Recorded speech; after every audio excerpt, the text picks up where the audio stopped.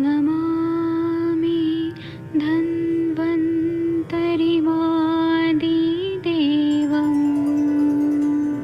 सुरासुरैर्वन्दितपादपद्मं लोके जरामृत्युनाशं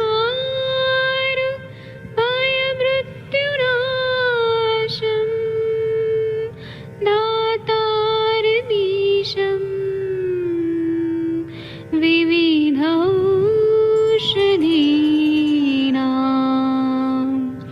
शङ्खं चक्रं जलौकां दधतं मृतघटं चारुतोर्भिश्चतुर्भिः सूक्ष्मस्वच्छादिरुद्यं शुकपरिविलसन् मौलिमं भोजनेत्रम् कालाम्बोदोज्ज्वलाङ्गं कटितटविलसत् चारुपीताम्बराढ्यं वन्दे धन्वन्तरिन्तं निखिलगदमिव प्रौढदावाग्निनीलम्।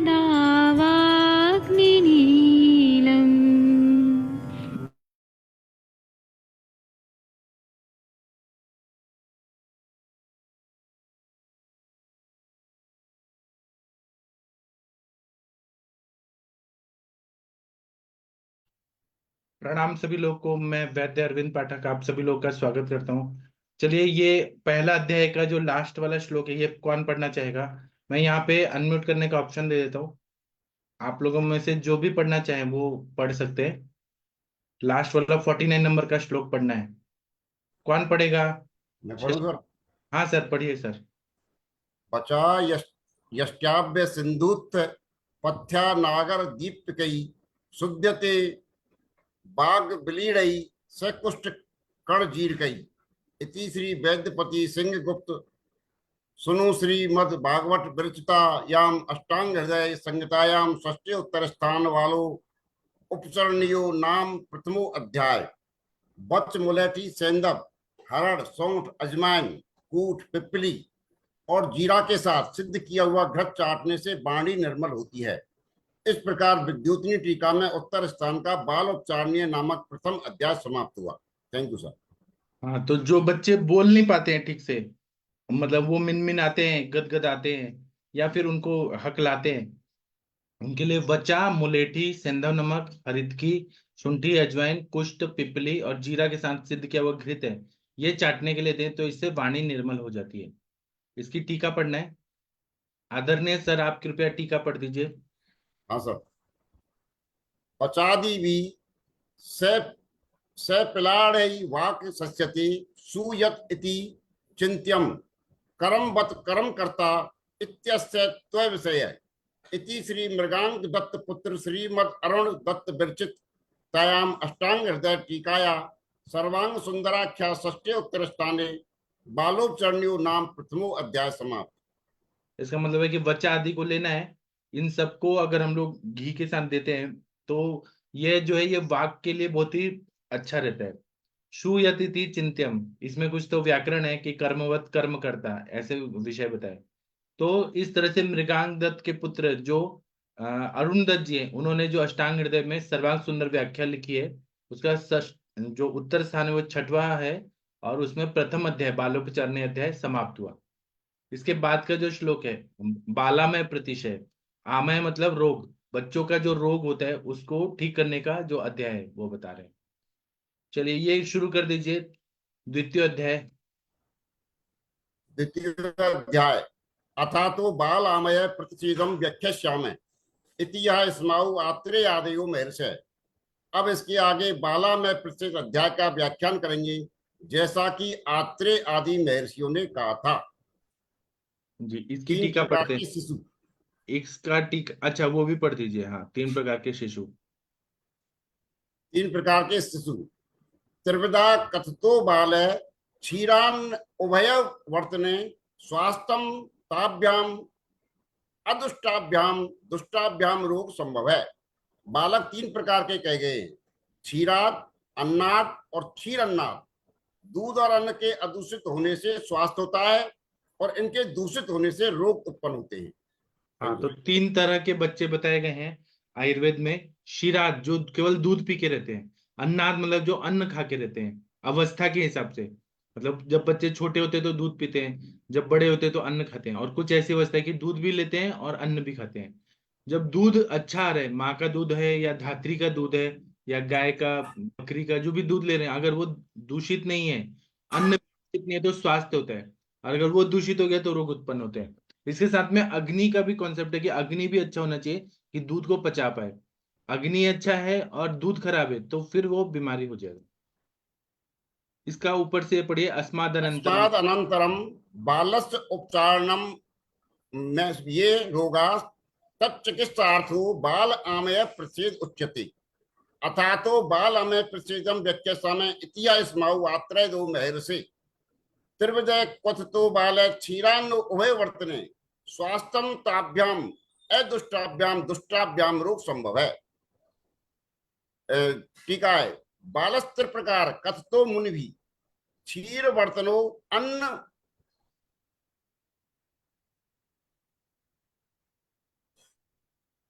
वर्तन उभय वर्तन क्षीर अन्नाभ्या यो वर्तते ताभ्या अन्न क्षीराभ्या अदुष्टाभ्या स्वास्थ्य भवति दुष्टाभ्या तु क्षीर अन्नाभ्या रोग उद्भवति। Thank you sir. अभी इसका हम ये पढ़ते हैं। इसका बोल रहे हैं कि अस्माद अनंतरम, अब इसके बाद में बाल का, बच्चे का जो उपचार है, उपचर्य मानस से, ये जो हमने बताया बालोपचारणी अध्याय, उसके बाद में रोगस चिकित्सार्थ हो, जो रोग होते हैं बच्चों के और उनकी चिकित्सा, ये हम बता रहे हैं। तो बालमय प्रतिषेध अध्याय से शुरुआत कर रहे हैं, कह रहे हैं बाल स्त्री प्रकारो कथितो मुनि भी, मतलब चरक मुनि ने बच्चे 3 प्रकार के बताए। मुनि भी मतलब मुनि लोग, यहाँ ज्यादातर मुनि जब शब्द बोलते हैं तो ये चरक जी को बोलते हैं। क्षीर बर्तनो अन्न बर्तनो मतलब दूध पीने वाले, अन्न खाने वाले। और उभय बर्तन मतलब जो दूध भी लेते हैं अन्न भी लेते हैं। क्षीरान्नाभ्यम यो वर्तते, जो क्षीर और अन्न दोनों खाते हैं, ये भी बताया, ये श्लोक से बताया। ताभ्याम अन्न क्षीराभ्याम अदुष्टाभ्याम स्वास्थ्य भवति, अगर अन्न और दूध अदुष्ट है मतलब खराब नहीं है तो स्वास्थ्य की प्राप्ति होती है। दुष्टाभ्याम तो क्षीरान्नाभ्याम रोगोत भवति, जो दुष्ट अन्न खा रहे हैं, दूध भी खराब ले रहे हैं, उनको रोग उत्पन्न होता है। अब दूध कैसा आता है, माता का दूध, शुद्ध दूध कैसा होता है, इसकी परीक्षा कैसे करें, ये पढ़ना है। कौन पढ़ना चाहेगा? Veena ma'am, Manisha ma'am, Shashi ma'am, कोई पढ़िए प्लीज, आप लोग में से कोई। वर्षा मैम कोई पढ़िए, अश्विनी मैम। पढ़ू सर। हाँ अगला पढ़िए श्लोक। जी, पढ़िए। यद्विद्धि रेखताम याति न च दोषैः अधिष्ठितम् तत् शुद्धम पयः तद विद तत् शुद्धम पया। विशुद्धम पयः। हाँ, मतलब शुद्ध स्तन्य की शुद्ध दूध परीक्षा कैसे की करें? हाँ, हिंदी वाला परीक्षा, पढ़िए। जो दूध पानी में एकरूप हो जाता है और वातादि दोषों से दूषित नहीं होता, वह माता का दूध शुद्ध है। हाँ, जब पानी में डालते हैं ना तो एक जैसा हो जाता है, वो घुल जाता है, डिजोल्व हो जाता है, वह वातादि दोषों से दूषित नहीं होता है, वह माता का दूध शुद्ध दूध माना जाता है, ऐसा ग्रंथकार बता रहे हैं। इसकी टीका पढ़ दीजिए। यत् क्षीर जलैन एकता याति वातादि दोषैः वा अनविष्ठितम् तत् विशुद्धम।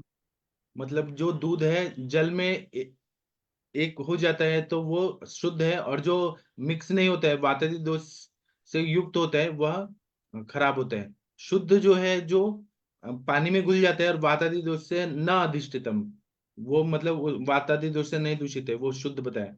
अब दुष्ट से लक्षणम महा, दुष्ट स्तन्य कैसा होता है वो बता रहे हैं। चलिए शशि मैम आप पढ़ेंगी, अश्विनी मैम, वर्षा मैम कोई पढ़िए। नमस्ते सर, मैं पढ़ती हूँ। हाँ, संथा दे के पढ़ेंगी। Yes sir. वातादुष्टम तु प्लवते अंभसी। 1 मिनट रुकिए, सब लोग बोलिए मैम के पीछे पीछे। वातादुष्टं तु प्लवते अंभसि यं फेनिलं वृक्षं पर्चो कषा मूत्रविबन्धक कषायं फेनलं रूक्षं शनिलं रूक्षं वर्षो मूत्रविबन्धकृत् पित्तादुष्टम् अम्लकटुकं पीतराज्यप्सुदाहकृत् पित्तादूष्णमकटुकं पीतराज्यसुदाहकृत् कफात्सलवणं सान्द्रं जले मज्जति पिच्छिलम् कफात् सलवणं सान्द्रं जले मज्जति पिच्छिलम् वायु से दूषित माता का दूध जल में तैरता है। इसका रस कषाय झागदार रुक्ष मलमूत्र का अवरोध करता है। पित्त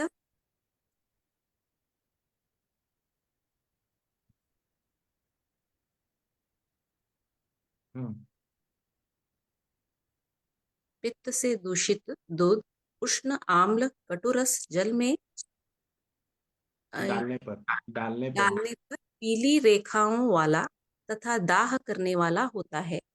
कफ से दूषित दूध ईशत लवण घट्ट और जल में डूबता है। दूध पिच्छिल होता है। जी, ये वात पित्त कफ से जो दुष्ट स्तन्य होते हैं, माता का दूध होता है। माता अगर वातवर्धक आहार विहार का सेवन कर रही है, विहार भी रात्रि जागरण वगैरह कर रही है, सो नहीं रही है, टेंशन में है, वेगा अवरोध कर रही है, तो वायु से दूषित दूध है, जल में तैरता है, डूबता नहीं है, मिक्स भी नहीं होता है। उसका रस कषाय रसात्मक कसैला होता है, एकदम झागदार रुक्ष होता है, और वो पीने से कॉन्स्टिपेशन होता है, बच्चे का मल मूत्र नहीं आता है, उसका पेट फूल जाता है, मल भी नहीं आ रहा है, एकदम हार्ड स्टूल आता है, या यूरिन भी अच्छे से नहीं आता। अगर पित्तवर्धक आहार विहार का सेवन करे, बहुत मिर्ची मसाले खा रही है, बहुत ज्यादा अचार खा रही है, बहुत ज्यादा पापड़ खा रही है जो क्षार युक्त रहता है, बहुत ज्यादा नमक खा रही है, बहुत ज्यादा क्रोध कर रही है, तो ऐसा दूध जो है हर चीज का मन और शरीर पे जो प्रभाव पड़ता है पित्त का, पित्त दूषित करने के लिए, उसकी वजह से दूध उष्ण होगा, अम्ल होगा, कटु रस का होगा, मतलब तीखा एकदम मिर्ची जैसा। जल में डालने पर पीली रेखाओं वाला होता है। पानी में डालेंगे ना, ग्लास में पानी में, तो वो पीला रंग का होगा, दाह करने वाला होता है। ऐसा अगर दूध पिएगा बच्चा तो उसको ही मुंह में अल्सरेशन हो जाएगा, जख्म हो जाएगा। और कफ वर्धक आहार ले रही है, बहुत आइसक्रीम खा रही है, बहुत स्निग्ध चीजें खा रही है, और फ्रिज के पदार्थ खा रही है, कोल्ड ड्रिंक्स पी रही है बहुत ज्यादा, कफ बढ़ाने वाले, दही रात को खा रही है, तो कफ से दूषित दूध जो है वो ईशत लवण होगा, थोड़ा सा नमकीन होगा, मीठा होना चाहिए तो नमक जैसा हो रहा है, घट्ट हो रहा है, जल में डूब जाता है, और दूध पिच्छिल होता है, वो मिक्स नहीं होता अच्छे से, ऐसा बता रहे हैं। चलिए इसकी टीका पढ़ना है, सेकंड थर्ड फोर्थ का। दुष्टस्य लक्षणम वहां पढ़िए मैम, अश्विनी मैम। वातदुष्ट क्षीर जले प्लवते तरतीव नैफता गच्छति। कपायादि गुण कषाय गुणयुक्त च स्यात्। पित्तादुष्ट अच्छा ठीक है, पूरा पढ़ दीजिए, मैं एक ही बार बताता हूँ। पित्तादुष्ट क्षीरम उष्णाम्ल कटुकम तथा तोये प्रक्षिप्तम पीतराजी स्यात् दाहकर च। कफात् क्षीरदुष्ट सलवण घन च स्यात् अपसु च मज्जति।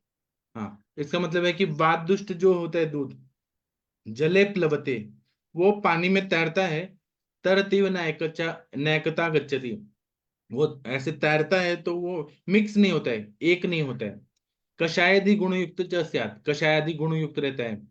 पित्तादुष्ट क्षीर उष्णाम्ल कटुकम, पित्त से दूषित जो है क्षीर वो उष्ण रहता है, अम्ल और कटु रहता है, और वो तोय प्रक्षिप्तम, पानी पे डालते हैं, प्रक्षिप्त करते हैं तो वो पीले रंग का ऐसे लाइन दिखाता है और दाहकर होता है। कफात क्षीर दुष्ट सलवणम घनम च स्यात्, कफ से दुष्ट जो क्षीर होता है वो सलवण लवण युक्त रहता है, घन होता है। अपसुचा मज्जति, पानी में डूब जाता है, नीचे डूब जाता है, लेकिन मिक्स नहीं होगा वो। तो मेरे पास ऐसे तीनों टाइप के स्तन्य दृष्टि के पेशेंट आए हैं, और ये सच में जो लिखा है ग्रंथ में 100% सही है। कफ वाले दूषित एक ऐसी लेडी आई थी मैडम, तो उनका जो दूध आ रहा था वो नमकीन था, बच्चा पीता ही नहीं था, तो फिर मैंने कफ वाली चिकित्सा दिया, वमन दिया और त्रिकटु पंचकोल वगैरह दिया, पाठा और स्तन्य जनन गण के द्रव्य दिए, पंचजीरा गुणम सौभाग्य शुंठी पाक, ये सब जब दिया तब उनका स्तन्य अच्छा आने लगा, मीठा आने लगा। ऐसे पित्त दुष्ट वाले भी पेशेंट आए जिनको बच्चों को मुंह में छाले होते थे, और वात दुष्ट वाले भी आए जिनको बच्चों को कॉन्स्टिपेशन होता था। जो चीज लिखा है सब सही है, एक भी चीज गलत नहीं है, एक एक शब्द सही है। चौथा नंबर का श्लोक बताइए, पढ़िए। कौन पढ़ेगा? शशि मैम, मनीषा मैम, वर्षा मैम, कोई पढ़िए। प्रणाम सर, मैं पढ़ देती। सर दिख नहीं रहा लेकिन। आपको नहीं दिख रहा? हाँ, अब दिख रहा है। संश्लिष्ट लिंगम संसर्गात्र लिंगम सांदीपातिकम। अभी इसका टीका पढ़ते हैं।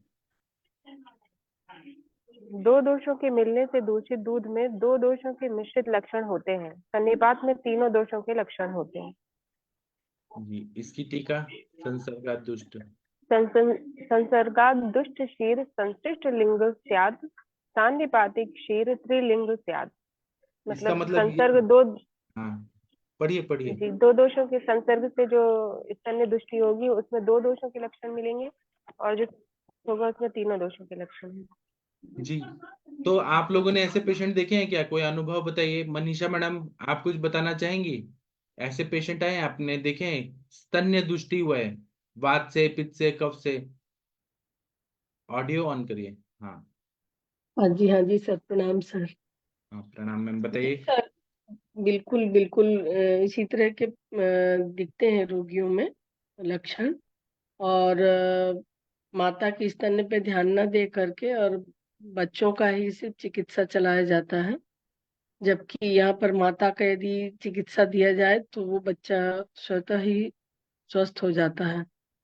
अभी पिछले समय जो अभी एक चर्चा कर रहे थे अभी पेशेंट के बारे में, तो उनके साथ तो ऐसा ही था कि बच्चे को अति मल प्रवृत्त हो रहे थे, बार बार बार बार, फटा जा रहा था, पानी की मात्रा ज्यादा जाती थी, पेट फूल जाता था उसका, और बहुत परेशान रहते थे। चिकित्सक भी जो शिशु रोग विशेषज्ञ हैं वो फिर लिवर का और सब दवाइयां उसको चला रहे थे, बट वो कुछ भी उसको नहीं मिला आराम। लेकिन अभी जो स्तन की चिकित्सा चली माता का, और वो स्वस्थ हुई, तो बच्चा स्वतः से ही ठीक हो गया, एकदम स्वस्थ हो गया, और पेट भी नहीं फूलना, मल प्रवृत्ति भी वन टाइम होना, और रोना भी नहीं, मुंह से झाग भी उसके आता था, वो भी सब बंद है सर। और ये जो छाले वाली बात है, ये भी कई बच्चों में मिलता है सर। तो हम लोग सिर्फ बच्चों को ही ध्यान देते हैं, जबकि यहाँ पर स्तन्य दृष्टि में ही बताएगा, और सारी चीजें एकदम क्लियर बताई गई हैं इसमें। और इतना यदि वैद्य को ये सब ज्ञान हो जाए और लोग वैद्य के पास यदि आए, तो स्वतः से ही वो शिशु और माता दोनों स्वस्थ हो सकते हैं। जी जी सर। जी, इस पे अश्विनी मैम, वंदना मैम कुछ बोलना चाहेंगी? स्तन्य दृष्टि आप लोगों ने देखा है पेशेंट में? कुछ अनुभव है? नहीं सर, नहीं, मैंने नहीं। वैसे स्तन दृष्टि, मैम आप बोलिए प्लीज। नहीं सर, मैंने नहीं देखा है मैम, आप बोलिए मैम। हाँ, सर ये जो स्तन दृष्टि है वो देखा ही नहीं है, एक्सपीरियंस भी किया।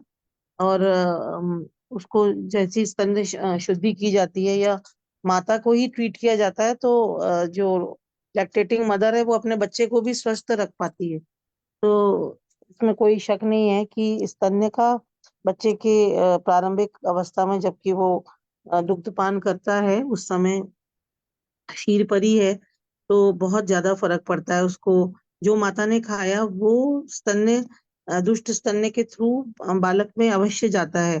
जबकि मतलब मॉडर्न कॉन्सेप्ट के अनुसार जो माता का खाया है वो माता को लगता है, और बच्चे की देखभाल मतलब को वो उससे रिलेट नहीं करते।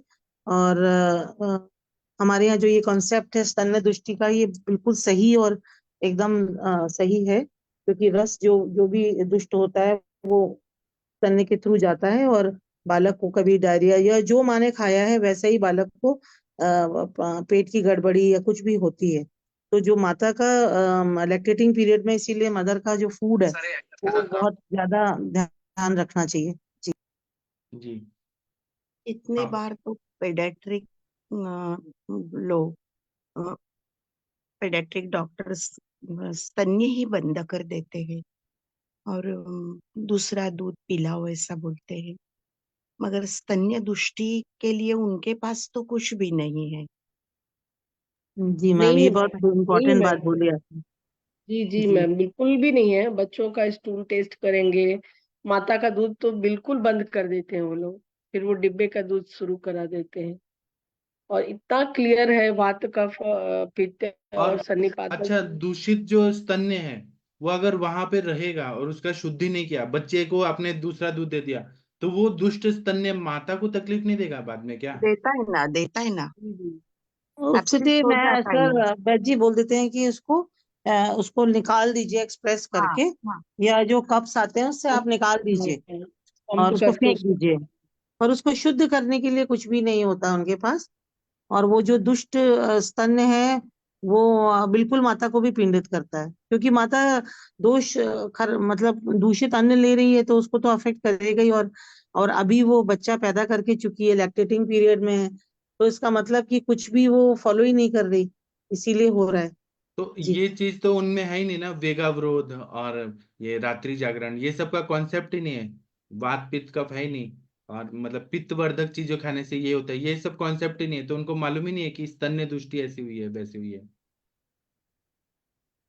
जी। प्रणाम मैम, प्रणाम सर।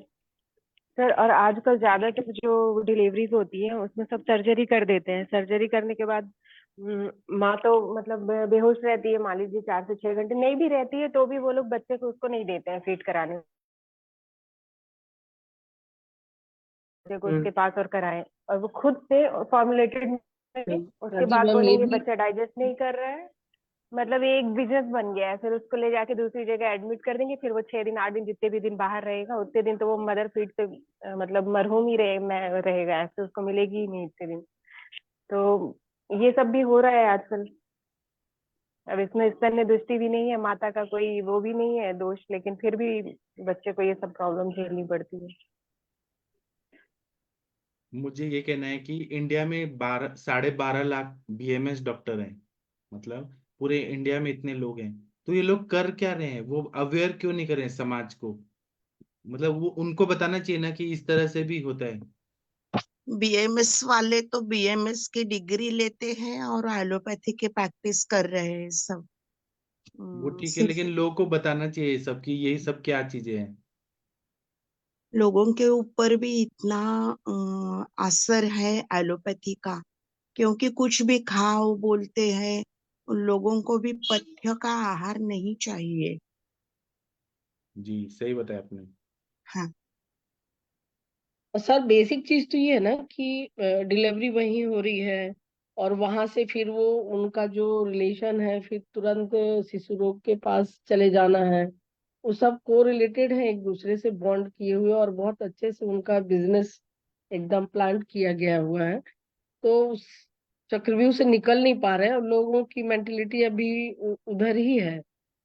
तो कोई भी यदि बीएमएस का डॉक्टर भी है, यदि वो करना चाहे शुद्ध आयुर्वेद, और उसका कोई ऐसा बैकग्राउंड नहीं है, तो वो अपना परिवार भी नहीं पाल पाएगा। लोगों की मेंटेलिटी भी ऐसी है आप यहाँ, ये करेक्ट भी बोल रहे हैं, बिल्कुल सही है।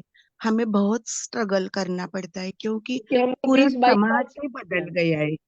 हाँ। 20-25 साल से कर रहे हैं, आज भी लोगों की वही मेंटेलिटी है। आयुर्वेद महंगा है, आयुर्वेद ऐसा है, आयुर्वेद में तो समझ नहीं आता, वहां तुरंत जाएंगे, इंजेक्शन लगेगा, ये लगेगा, सब कुछ खाओ, तुम्हारे यहाँ पर परहेज बहुत है। तो मेंटेलिटी सुधरेगी तभी कर पाएंगे सर। तो डॉक्टर ठीक है, वो करते हैं एलोपैथ जरूर है, लेकिन उनकी भी कहीं ना कहीं दिक्कत है। ये लोगों में अवेयरनेस जरूरी है क्या है लाना। कि एडमिट होने पे, बच्चे को एडमिट करने में, माता को एडमिट करने पे 1 लाख 2 लाख का बिल बनता है, वो चलता है, लेकिन आयुर्वेद के डॉक्टर को नहीं देना है।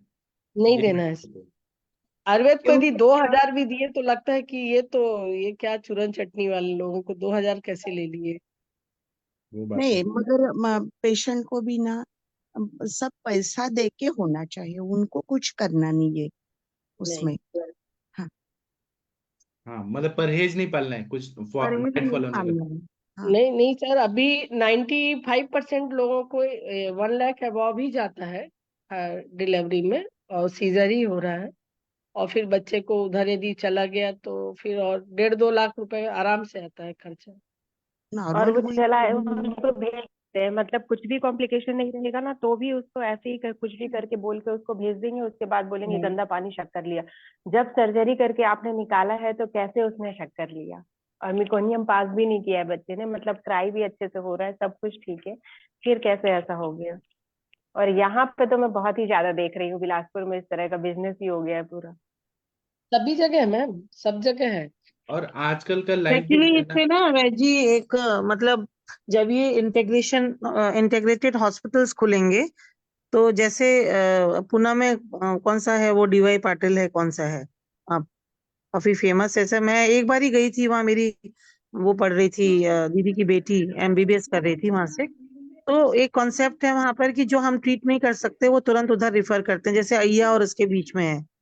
तो अगर ये पूरे एक इंस्टीट्यूशनल हो जाए कि हम डिलीवर मतलब बीएमएस डॉक्टर के थ्रू अगर वो डिलीवरी हो रही है तो वहाँ डिलीवर हो रहा है, और उस डिपार्टमेंट में जो कुछ अच्छा है वो वहाँ हो जाए, और जो यहाँ कर सकते हैं वो यहाँ करें। क्योंकि अभी दो चीजें में फर्क पड़ा है कि एक तो आयुष दर्पण ने काफी जो बीएमएस डॉक्टर्स हैं उनको प्योर आयुर्वेदा प्रैक्टिस की ओर ले गया। ये केवल आयुष दर्पण ने ही किया ये काम कि 90% जो डॉक्टर्स प्रैक्टिस करते थे एलोपैथी वो प्योर आयुर्वेदा प्रैक्टिस करने लगे। अब ये बात आती है कि घर का पालन कैसे करे अगर वो अकेला है, क्योंकि जो समाज है वो एलोपैथिक की तरफ भीड़ ज्यादा लगाता है, ये बात बिल्कुल सच है। तो उसके लिए तो मैम मुझे लगता है आगे आने वाले 10 सालों के अंदर चेंज होगा सिनेरियो, क्योंकि बहुत सारे अनट्रीटेड या बिल्कुल डिफिकल्ट केसेस हैं, ऑटोइम्यून के हैं, वो करेक्ट। डॉक्टर्स भी खुद आ रहे हैं हम लोगों के पास कि और जो आप बोलो वो ले रहे हैं, जो करने को बोलो वो कर रहे हैं। डॉक्टर्स अपने 3-3 4-4 पेशेंट्स लेकर आ रहे हैं, पर वो ऐसे लोग हैं जो ऑनर करते हैं किसी भी पैथी को, विद रिस्पेक्ट आते हैं एकदम। और हमें भी मुझे लगता है कि जो हमारी कुछ अपनी पैथी में नहीं हो सकता, विद ड्यू रिस्पेक्ट उनकी पैथी को, तो अगर हम रिस्पेक्टफुली सारे पैथीज को उनके अच्छे और बुरे का वो करते हुए विचार करके, हाँ। और अपनी जो बराबर। डॉक्टर फ्रेंड्स हैं जो एमबीबीएस एमएस हैं, अगर वो सिजेरियन कर रही हैं, कर तो हमारी आयुर्वेद की डॉक्टर्स भी लेती हैं, लेकिन अभी गवर्नमेंट के रूल्स ऐसे आए हुए हैं, तो उनसे अच्छा वो तालमेल बैठा के अगर आप चलते हैं तो वो काफी चीजें बोल देती हैं कि फाइब्रॉइड तो आप खत्म करो, फिर हम प्रेगनेंसी के लिए उसके बाद ही देखेंगे आप, या क्या इसमें आप कुछ कर सकती हैं। तो एक अच्छे रिलेशनशिप की बहुत ज्यादा जरूरत है, तो बहुत सारी मीट्स की जरूरत है, या इंटीग्रेशन में मीट्स हों ऐसी जहाँ दोनों तरीके के डॉक्टर्स अपने वक्तव्य रखें। जैसे कामनी धीमान मैम वगैरह इतने रेप्यूटेड पोस्ट पर हैं, रेप्यूटेड जगह पर है, तो उनको बुला के ऐसे अवेयरनेस प्रोग्राम, हम सब की गलती है जो हम लोग इतना कुछ आयुष दर्पण से हम लोग खजाना मिला है उसको हम लोग अवेयरनेस के लिए यूज कर सकते हैं। अभी पुष्य नक्षत्र वाला सर हुआ तो मेरी एक पीडियाट्रिक फ्रेंड ने बोला है कि हाँ मैं तुम्हें हेल्प करूंगी। मैंने बोला तुम को मैं एक शीशी देती हूँ, तुम थोड़ा सा देखो करके क्या होता है। बट ये फिर जो बिजनेस है वो अफेक्टेड तो मैम नो डाउट होता है। बच्चा पैदा होते ही अच्छा लैक्टेशन मतलब अच्छा वो लेगा, तो वो उनका जो ये वाला कॉन्सेप्ट है कि प्रीमेच्योर बर्थ यूनिट में भर्ती करना है या नर्सिंग में भर्ती करना है, वो तो अफेक्टेड होगा। और गवर्नमेंट पॉलिसीज में भी मैंने बहुत रिक्वेस्ट की कि इसको डाल दीजिए, जैसे कि पोलियो वैक्सीनेशन होता है, ये होता है, तो मतलब इसको गवर्नमेंट में अगर ये आ जाए, और जैसे कि आशा बहू जाती है जगह जगह, तो केवल पुष्य नक्षत्र में ही बच्चों को ये पिला दे, या जब भी वसंत ऋतु आए तो वमन के लिए प्रेरित करे।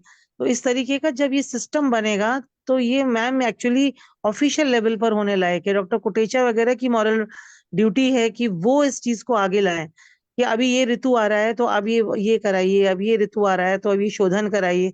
पंचकर्मा सेंटर्स भी चमक जाएंगे, जिनको स्पेशल चाहिए वो पेड में जाएंगे। अब तो सीजीएस आ रहा है, तो मतलब इसमें ऑफिशियल्स का जो टॉप मोस्ट लेवल पर बैठे हैं इस समय, उनकी मॉरल ड्यूटी बनती है कि वो उसको जागृत करें। क्योंकि हम में से तो छोटे छोटे यूनिट्स हम लोग कर ही रहे हैं अपनी तरफ से, पर वो मैम एक बहुत बड़ा बात है कि अगर दोनों बीएमएस डॉक्टर्स हैं और उनकी कोई बैकिंग नहीं है तो फिर बहुत डिफिकल्ट है कि आप बहुत उसको मुश्किल है, आयुर्वेद को बहुत प्रमोट मुश्किल है। करने में लगे रहेंगे तो कमाएंगे क्या। और आपको जो जनरल पब्लिक है अभी उसको हमें रुझान करना है इसकी तरफ। इसके लिए राजाश्रय बढ़ाना चाहिए, जी जी जी जी। जी।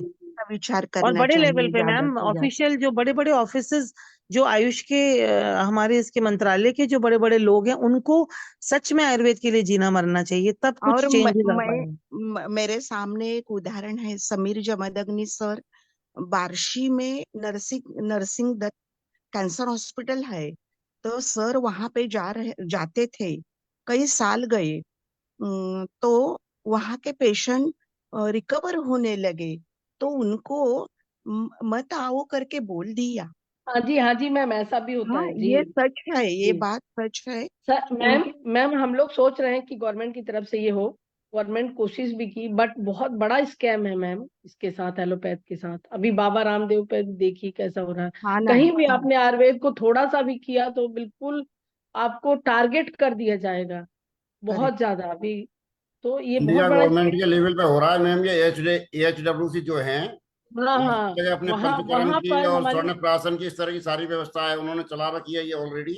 हमारे राजस्थान में भी चल रही है, और मैंने खुद ने भी करवाया था ये अपने लेवल पर।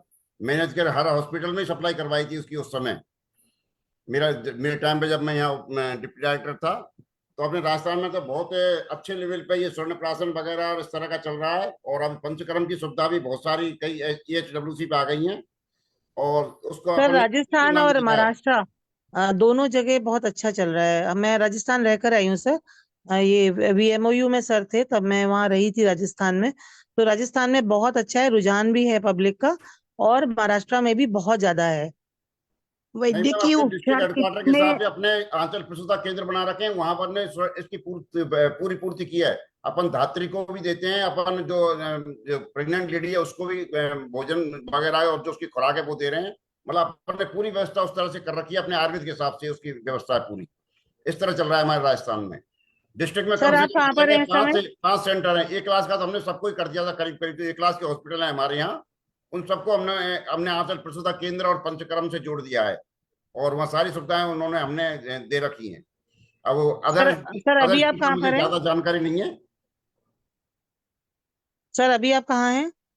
मैं रिटायरमेंट हूँ फिलहाल, मैं राजस्थान में भरतपुर में डिप्टी डायरेक्टर था मैं। तो अभी अभी इस समय कहाँ पर हो सर आप? अभी तो मैं गांव में रहता हूँ। अच्छा अच्छा अच्छा अच्छा, ठीक है सर, बहुत बधाई के पात्र हैं, आपने इतना बड़ा काम किया सर। हाँ जी सर, हर जगह ऐसे हॉस्पिटल तैयार हो जाए थी और गवर्नमेंट का थोड़ा सा सपोर्ट मिले तो हमारे करोड़ों अरबों डॉलर बच सकते हैं हमारी चिकित्सा के माध्यम से, जो तो बाहर चले दूसरे लोग जाते हैं कब सर। करेंगे, उससे अच्छा हम अपना तरफ से कोशिश करते रहें। हाँ जी, अपनी अपनी कोशिश ठीक है सर। जी। तो मैम कुछ तो आयुर्वेद जो चिकित्सक हैं अपने, वो काम नहीं करना चाहते, ये स्थिति है। मतलब उनको यदि पंचकर्म का आपने काम सौंप दिया, तो ये सोचते मेहनत हैं नहीं यार इतना करते। बड़ा वजन आ गया, हमसे होगा ही कैसे। मतलब ये मानो हमारी कई कई जगह तो ये स्थिति है, जो मशीन है अपनी ये थेरेपी की स्रोधारा वगैरह की, हमारे यहाँ इंस्ट्रूमेंट है, करीबन वो 70-80 हजार रुपए की मशीन आती है। वो मशीन दिलाई थी हमने सब पंचकर्म केंद्रों पर। और एक अपनी जो ये होती है स्वेदन की, ये पेटी दिलाई थी। तो ये सोचते हैं यार कितना वजन आ गया, हम तो करेंगे कैसे, हमको तो ट्रेनिंग ही नहीं कराई, हम तो PG नहीं है, हम तो BMS है, हम तो कैसे करेंगे। ये स्थिति है लोगों की करने की। ये केवल तनख्वाह चाहिए, बस तनख्वाह, ये 100 लाख रुपए तनख्वाह मिल जाती है, तनख्वाह ले लो, काम मत करो, ये है। और ये सारे इंस्ट्रूमेंट जो होते हैं अपने क्या नाम है, जानू बस्ती के, कटी बस्ती के, ये सारे मैंने उपलब्ध करवाए थे हर सेंटर पे। तो लोग करना नहीं चाहते, उनको खराब कर दिया आपने। IR लैंप की सप्लाई थी और अपने पूरे राजस्थान में, लेकिन उनको तोड़ दिया कि खराब हो गए, बस फूक गए। तो लोग काम करना नहीं चाहते मैम, चक्कर ये है। मेहनत नहीं करते, नहीं करते मेहनत। और जी आयुर्वेद में जब तक मेहनत नहीं करेंगे, जब तक काम नहीं होगा। जी। जी, चलिए भगवान का कोई प्रेयर कर दीजिए आप लोगों में से। हाँ, कर दीजिए। वही भगवत गीता का पहला अध्याय जी। दुर्योधन को दिखा रहे हैं, द्रोणाचार्य को दिखा रहे हैं। दुर्योधन कौन कौन पांडवों के बीच में है? दुष्टकेतुश्चेकिताना, काशीराजश्च वीर्यवान, पुरुजित कुंतीभोजश्च, शैबश्च नरपुंगवा।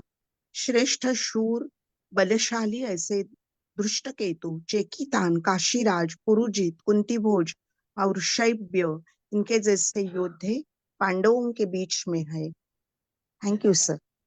जी, थैंक यू। अब हम शाम को 7 बजे मिलेंगे, एक अच्छे टॉपिक पे चर्चा होगी शाम को 7 बजे और रात को 9 बजे। अब मैं सेशन बंद करता हूँ। थैंक यू, प्रणाम सभी लोग को।